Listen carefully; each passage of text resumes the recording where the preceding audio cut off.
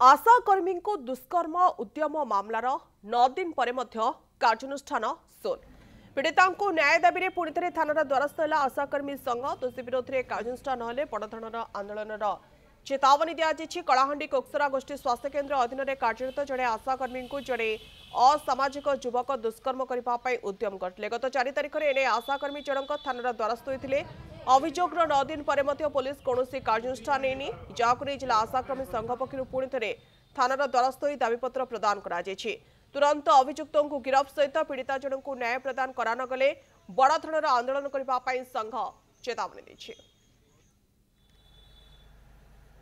आज मैडम कहूले जे अच्छी कि पिला बोलिकर कहूले जे आमे कहलु जे अच्छे बोलिकर कहलु मैडम कहूले नहीं है पिला के नाड़े जेईचे बोलिकर कहूले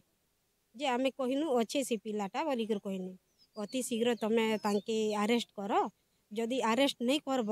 बेले पिला मुहटा आउ बढ़ी जीव बोलिकर कहलु। अटेम्प्ट टू रेप गोटे थिला 2 तारिख जेन कि मुई मेडिकल आसथिली एंता जन्म सर्टिफिकेट छुआ मनकर लगी आसथिली तो मुई जेन बाथरूम लेडीज बाथरूम गली से टाइम रे होचे से न गोटे स्वीपर अच्छे आम हॉस्पिटल ने काम करुचे ता पुओ नहीं के मोर अजाणत से पछ पड़े जाइए और मुझे जेन बाथरूम जाइली कबाट पेली करी